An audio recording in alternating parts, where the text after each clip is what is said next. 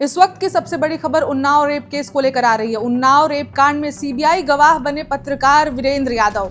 IPS दीपक भूकर पर लगाए गंभीर आरोप। उन्नाव विधायक कुलदीप सिंह सेंगर की सजा दिल्ली हाईकोर्ट द्वारा निलंबित होने के मामले में नया मोड़ आ गया है।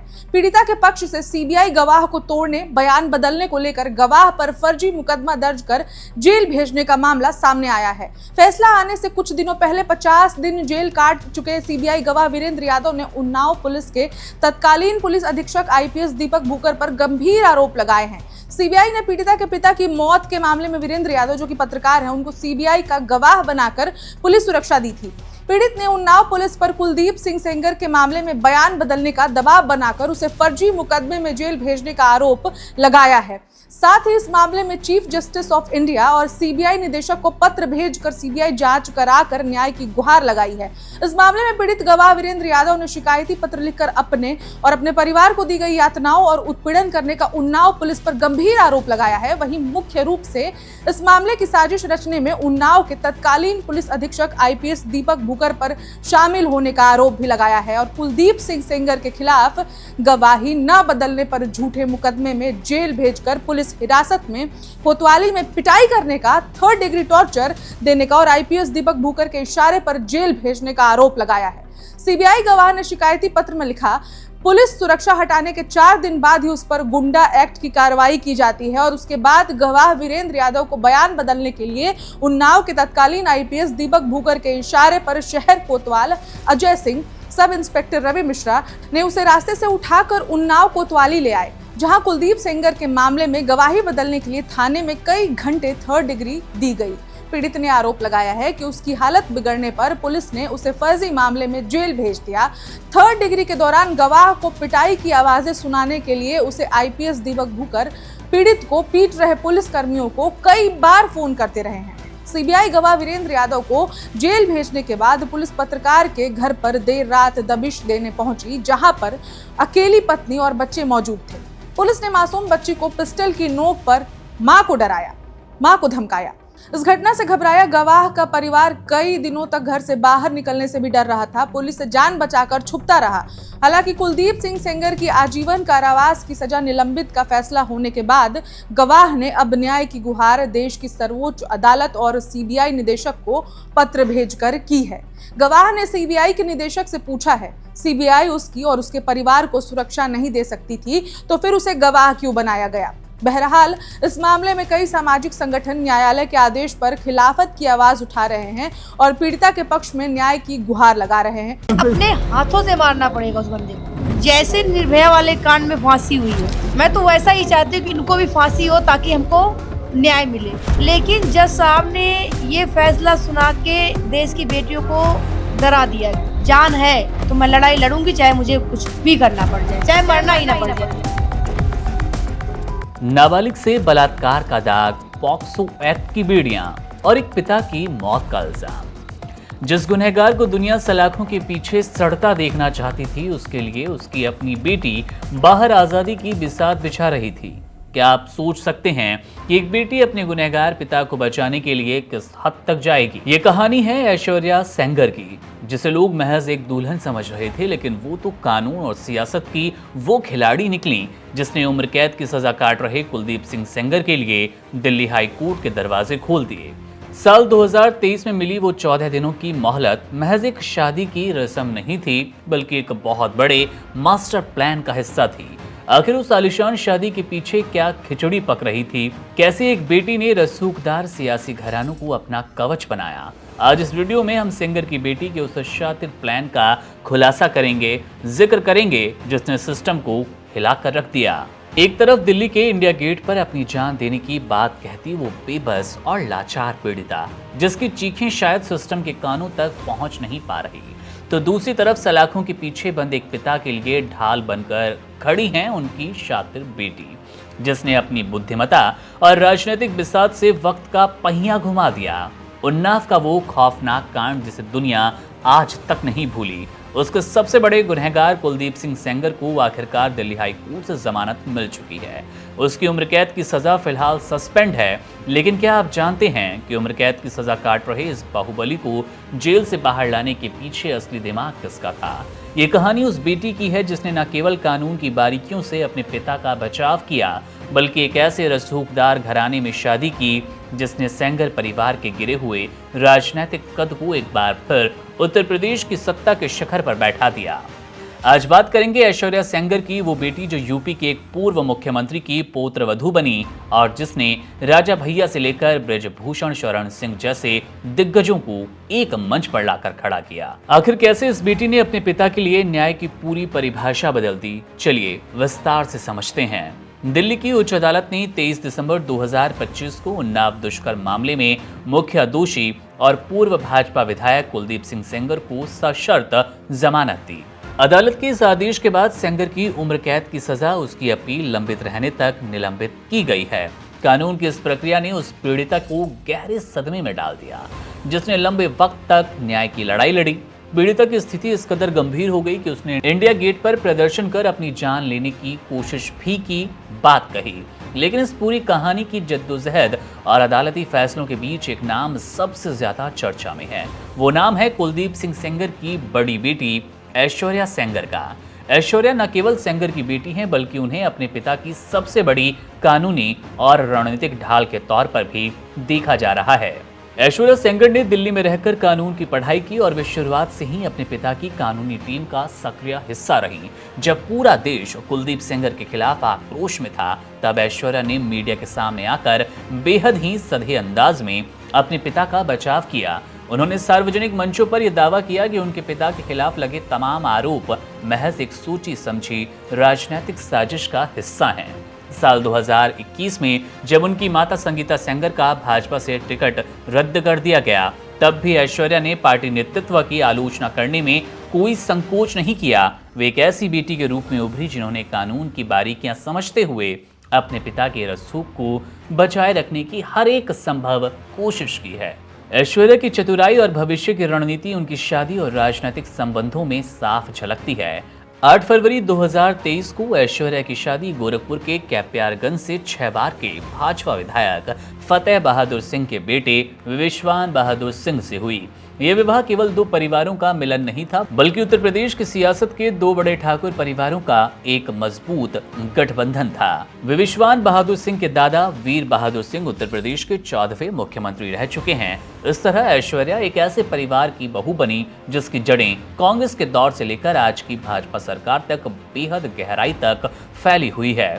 उनके ससुर फतेह बहादुर सिंह का पूर्वांचल की राजनीति में भी बड़ा दबदबा है। बेटी की इस शादी में शामिल होने के लिए कुलदीप सिंह सेंगर को तिहाड़ जेल से 14 दिनों की अंतरिम जमानत भी मिली थी।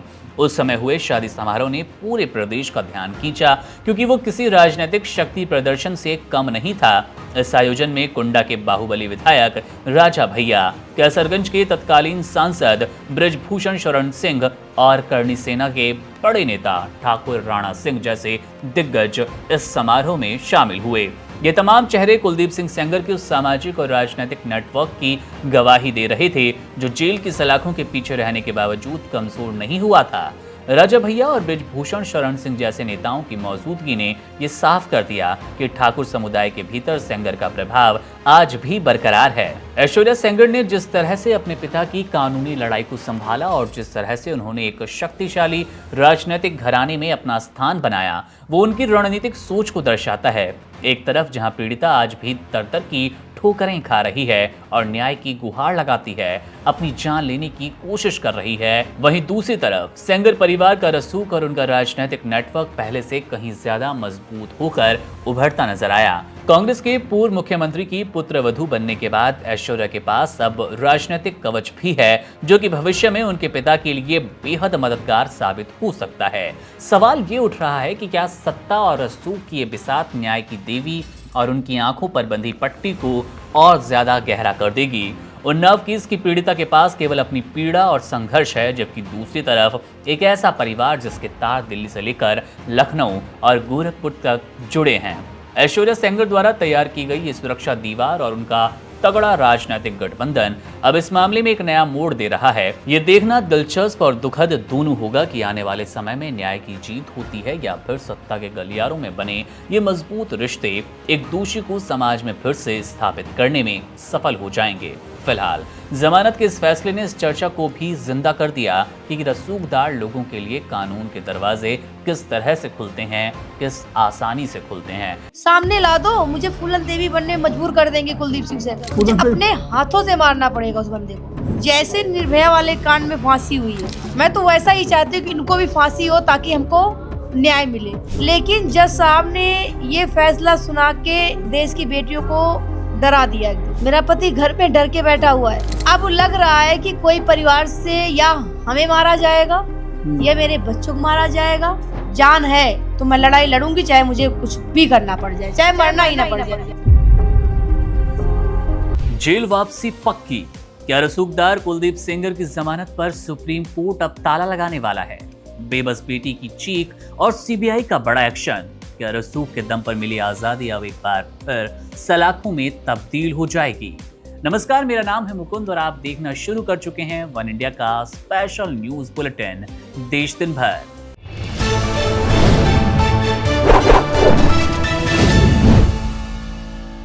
मुझे इस चीज में खुशी नहीं है, मुझे राहत नहीं है। उन्होंने मेरे बड़े पापा को मारा था, फिर मेरे पापा को मारा, फिर मेरी बहन के साथ ये कांड हुआ। वो बाहर तो आ गए हैं लेकिन हम लोगों के ऊपर खतरा मंडरा है। जेल वापसी पक्की है। क्या रसूखदार पूर्व विधायक कुलदीप सिंह सेंगर की जमानत पर अब सुप्रीम कोर्ट ताला लगा देगा? उन्नाव की उस बेबस बेटी के साथ हुए जुल्म की दास्तां एक बार फिर से दिल्ली की सड़कों से लेकर देश की सबसे बड़ी अदालत तक गूंज रही है। दिल्ली हाई कोर्ट ने जब सेंगर की उम्र कैद की सजा को सस्पेंड कर उसे जमानत देने का आदेश सुनाया तो लगा कि इंसाफ की उम्मीदों पर तुषारापात हो गया। लेकिन अब केंद्रीय जांच ब्यूरो यानी कि सीबीआई ने मोर्चा संभाल लिया। सीबीआई ने साफ किया कि वो सेंगर को इतनी आसानी से बाहर नहीं आने देंगे और हाई कोर्ट के इस फैसले के खिलाफ सुप्रीम कोर्ट में स्पेशल लीव पिटीशन दायर करने का भी फैसला लिया गया। सीबीआई के प्रवक्ता ने स्पष्ट किया कि वे इस मामले में जल्द से जल्द शीर्ष अदालत का दरवाजा खटखटाने वाले हैं ताकि अपराधी को दी गई राहत पर तुरंत रोक लगाई जाए। इस नाइंसाफी पर पीड़िता क्या कुछ बोली, चलिए आपको वो भी सुनाते हैं। सामने ला दो, मुझे फूलन देवी बनने में मजबूर कर देंगे कुलदीप सिंह सेंगर। मुझे अपने हाथों से मारना पड़ेगा उस बंदे को। जैसे निर्भया वाले कांड में फांसी हुई है, मैं तो वैसा ही चाहती हूँ कि इनको भी फांसी हो ताकि हमको न्याय मिले। लेकिन जज साहब ने ये फैसला सुना के देश की बेटियों को डरा दिया एकदम। मेरा पति घर पे डर के बैठा हुआ है। अब लग रहा है कि कोई परिवार से या हमें मारा जाएगा या मेरे बच्चों को मारा जाएगा। जान है तो मैं लड़ाई लड़ूंगी, चाहे मुझे कुछ भी करना पड़ जाए, चाहे मरना ही ना पड़ जाए। आपके वकील जो हैं महमूद पराचा जी, वो उनसे भी काफी बात हुई। वो कह रहे सीबीआई का भी इसमें रोल थी। इसमें सीबीआई का रोल क्या था? अगर मेरे सर के साथ में अगर सीबीआई अच्छे से बहस करती तो क्या पता कुलदीप सिंह सेंगर को जमानत न मिलती। और इसमें सीबीआई का आईओ मिल चुका था। अच्छा। उसने भी बहुत सारे पैसे लिए। जैसे जज साहब ने अपनी पूरी पेटी भर ली, वैसे उन्होंने भी। मैं तो आज तो मैं हाई कोर्ट के सामने गई थी कि मैं जज साहब से सवाल करूंगी। चलो वकील सवाल नहीं कर सकता जज साहब से, लेकिन जनता का अधिकार है कि जज साहब से सवाल करना, पूछना। ये मेरा सवाल बनता है। अब कैसी हिम्मत है आपकी? टूट रही है या बिल्कुल पुख्ता एकदम तैयार हो कुछ भी हो मैं जाए? नहीं टूट रही हूँ। जब तक अगर जान है तो मैं लड़ाई लड़ूंगी, चाहे मुझे कुछ भी करना पड़ जाए, चाहे मरना ही ना पड़ जाए। मरूंगी नहीं, जिंदा रह के लड़ूंगी। अगर कोई मारता है तो बात अलग है, लेकिन अपने हाथों से मरने वाली नहीं हूं मैं। क्योंकि मेरे आगे 2 बच्चे हैं, उनका भविष्य देखना है। बिल्कुल। मेरे पति को जॉब से निकाल दिया गया। अब ये बताओ, मुझे नौकरी, मुझे किसी चीज का शौक नहीं है कि हमें इसके लिए मैं खूब मीडियाबाजी कर रही हूँ, खूब कर रही हूँ। ये सब कुछ नहीं भाई। जब पति कमाएगा जब भी तो बच्चे पलेंगे, जब भी दूध पियेंगे। अब जब सब रोजगार बंद हो गया, थे वो ऐसे जॉब करते थे, घर बनता था, इन सब चीजों का कंट्रीब्यूशन उस लाइन में थे।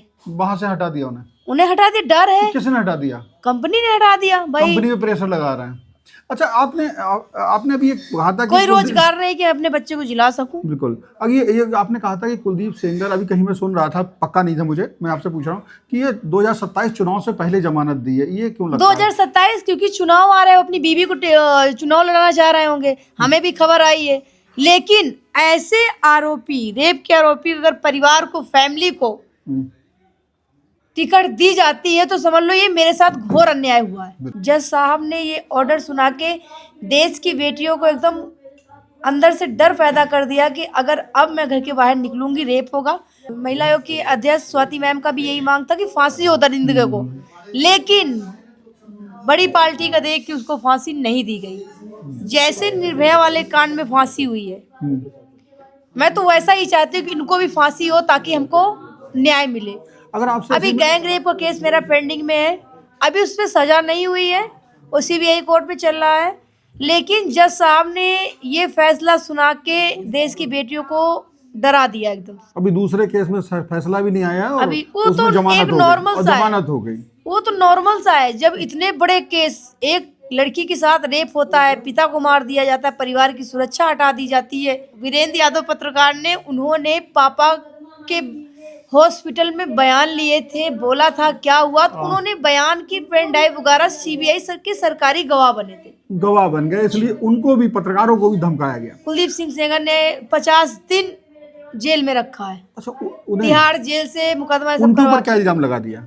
गैंगस्टर, गैंग- अपराधी। मेरे घर में, अगर आपसे कहिए, आप सजा दे दो, क्या सजा दोगी?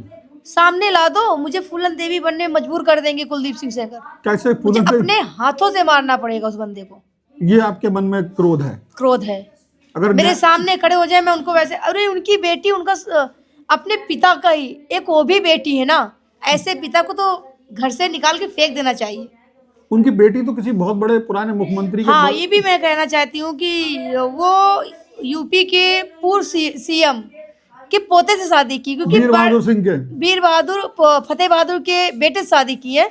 लेकिन मैंने भी शादी किया है एक गरीब, एक नॉर्मल इंसान से, ताकि मुझे परिवार की जिम्मेदारी, बड़े लोगों से शादी इसलिए किए हैं कि ना जिम्मेदारी ना कुछ, होटल से खाना आएगा, ताकत बढ़ती जाए, हाँ, होटल से खाना आएगा, बैठ के खाएंगे, नौकर तो लगे रहेंगे, घर में झाड़ू पोछा करने वाले, हमें कुछ करना ही नहीं पड़ेगा, हम सिर्फ राजनीति करेंगे, कोर्टों में वकालत करके अच्छा, सब करेंगे। अच्छा, अरे मुझे भी तो पढ़ाया जाए ताकि हम भी अपना केस सामने से लड़ सकूं। कि उस समय उम्र कम रही होगी जब उसने आपको बेवकूफ बनाया, आपसे ये सब करा, गलत काम किया, तो उस समय आपकी उम्र काफी कम रही होगी जी, ना? हमें इतना कुछ, क्या- हम क्या तो अपने उसने मामा जब के यहाँ बचपन से रहते, हमको पता नौकरी नहीं उकरी की बात कही थी? कुछ नहीं, हमें एक लेडीज लेके गई थी, बोली क्या यहाँ तक चलते हैं, वो भी आज सीबीआई की सरकारी गवाह हैं, वो बाहर हैं, 2 साल सीतापुर जेल काट के आई हैं, जब वो यहाँ दिल्ली 30,000 कोर्ट में सीबीआई की सरकारी गवाह बने, जब उनको छोड़ा गया, बरी किया गया। अच्छा, वो भी आरोपी हैं इसमें?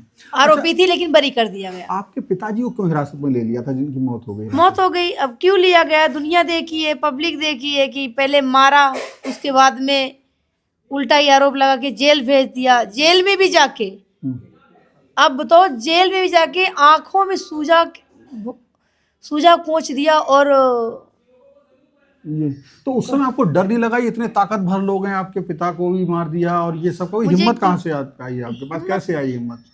जब मतलब बहुत हालात बड़ी बात देखते है, हैं, हर घर तरफ की से आदमी हालात हार रहा देखते हो। हुए, और अगर घर में किसी पिता के साथ गलत होता है तो बेटी जन्म लेती है तो पिता का ही वो रहता है, तो लड़ाई तो लड़नी पड़ेगी। लड़ाई लड़नी पड़ेगी जी, आज आपको सुरक्षा बीच में हटाई गई, ऐसा आप बोल रही थी? पूरी ताकत लगा दिया बड़े बड़े वकीलों ने सरकार के, लेकिन अब पता नहीं क्या अमित शाह ने सोचा, क्या कोर्ट ने सोचा, क्या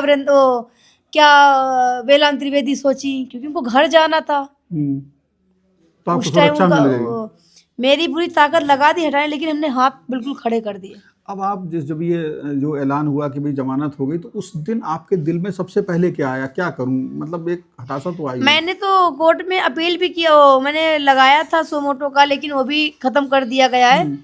अब लग रहा है कि कोई परिवार से या हमें मारा जाएगा, या मेरे बच्चों को मारा जाएगा, या मेरे पति को, क्योंकि सुरक्षा मेरे साथ, मेरा पति घर में डर के बैठा हुआ है, बच्चे मेरी विकलांग सास। अब ये बताइए, घर में वहां पे सुरक्षा नहीं है, घर में सुरक्षा नहीं है? घर में सुरक्षा नहीं, बच्चे, अगर बदला ही लेना होगा ना, इतना मामला हाईलाइट हो गया बीच में जमानत होने के बाद, मेरे बच्चों को उठा लिया जाएगा। कितना बड़ा बच्चा है आपका?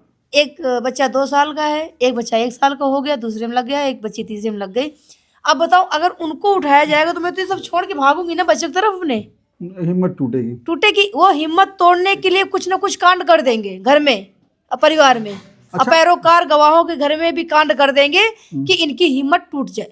अच्छा, परसों जब आप राहुल गांधी जी से मिलने गई थी तो उन्होंने क्या भरोसा दिलाया? उन्होंने आश्वासन नहीं दिया। भाई मैं तो प्राइम मिनिस्टर से मिलने का टाइम मांगा है, मुख्यमंत्री से मिलने का टाइम मांगा है, प्रधानमंत्री से मिलने का टाइम मांगा है, सबसे मिलने का टाइम मांगा है, राहुल गांधी मिले आपसे? लेकिन उन्होंने सामने से मुझे बुलाया तो एक क्या मिलना मुझे अपराध हो गया, एक गुनाह हो गया। हाँ, बिल्कुल। भाई मिला, मैंने न्याय की उम्मीद की, मुझे न्याय दीजिए राहुल भैया, सोनिया का मैडम मुझे न्याय दीजिए। उन्होंने बोला बेटा हम न्याय देंगे, आप टेंशन न लें, प्रधान गलत सबके हुआ पास है, आप जाता है। सबके पास जाता है। हम तो प्राइम मिनिस्टर से भी मिलना चाहती हूँ, टाइम मांग रहे तो हूँ, मीडिया से भी इसीलिए मिल रही हूँ कि हमारी आवाज उठाए। आवाज उठे। मैं अमित शाह जी से भी मिलना चाह रही हूँ, सबसे मिलना चाह रही हूँ। तो ये वो युवती है, बेटी है समाज की, जो कह रही है मैं डरूंगी नहीं, पीछे नहीं हटूंगी और मरूंगी तो बिल्कुल नहीं। कोई मुझे मार दे अलग बात है, लेकिन लड़ाई लड़ूंगी, जब तक सांस है तब तक लड़ाई लड़ूंगी। हम सब इस बेटी के साथ लड़ाई में साथ हैं। उम्मीद है इसे न्याय मिलेगा और जो आरोपी है, जो आरोपी का तो सजा याफ्ता है, सजा दी गई है, उसको जेल की सलाखों के पीछे ही रहना पड़ेगा, या फिर जैसा कि इस जंग करती हुई बेटे की आस है, उम्मीद है कि उसे इतने बड़े उसके लिए फांसी होना चाहिए। उम्मीद है फूलन देवी ना बनना पड़े आपको। जैसे कि आपने सुना कि पीड़िता का गुस्सा तेज है और वो लगातार सरकार से इंसाफ की गुहार लगा रही है। दिल्ली हाई कोर्ट का तर्क है कि सेंगर 7 साल से ज्यादा वक्त जेल में बिता चुका है और उसकी अपील लंबित है, इसलिए उसे 15 लाख के मुचलके पर रिहा किया जा सकता है। लेकिन क्या एक मासूम की जिंदगी और उसके परिवार की तबाही की कीमत सिर्फ 7 साल की जेल है? जैसे ही जमानत की खबर आई, पीड़ित लड़की और उसकी मां का दर्द दिल्ली की सड़कों पर आंसुओं के साथ बह निकला। पीड़िता ने इस आदेश को अपने परिवार के लिए काल करार दिया और इसके साथ एक और गंभीर आरोप लगाया। पीड़ित पक्ष का आरोप है कि योगी सरकार अपने चुनावी फायदे यानी कि चुनाव 2027 उत्तर प्रदेश में इस बड़े चुनाव में फायदा पाने के लिए इस तरह की रिहाई करती नजर आ रही है और कुलदीप सेंगर को बाहर निकाला गया है, उनको कहीं ना कहीं राहत दी गई। अब सीधे तौर पर पीड़ित पक्ष ने इसको अपने लिए काल करार दिया और हाईकोर्ट के बाहर विरोध प्रदर्शन भी तेज किया। विडंबना देखिए, न्याय मांग रही बेटी को दिल्ली पुलिस ने जबरन वहां से हटा दिया, जिसने इस मामले को और भी संवेदनशील बनाया। कांग्रेस नेता राहुल गांधी और सोनिया गांधी ने पीड़िता से मुलाकात की और उसे हर संभव कानूनी मदद देने का भरोसा दिया। राहुल गांधी ने 2 टूक शब्दों में कहा कि एक अपराधी को जमानत मिलना शर्मनाक है और ये एक मृत समाज की ओर इशारा करता है। साल 2017 में शुरू हुई ये लड़ाई सिर्फ एक नाबालिग लड़की की अस्मिता का सवाल नहीं, बल्कि सत्ता और रसूख के खिलाफ एक आम इंसान के संघर्ष की कहानी है। 2019 में जब 30 हजारी कोर्ट ने सेंगर को मृत्यु तक जेल की सजा सुना दी थी, तब लगा कि न्याय की जीत हुई, मगर आज कानूनी बारीकियों के बीच न्याय का गला घोटने की पूरी कोशिश की जा रही है। कोशिशें साफ तौर पर नजर आ रही है। सीबीआई की सुप्रीम कोर्ट में अपील अब इस केस का भविष्य तय करने वाली है। क्या देश की सबसे बड़ी अदालत उस बेटी के आंसू पोंछ पाएगी जिसने अपना पिता और अपना सुकून सब कुछ इस लंबी लड़ाई में खो दिया?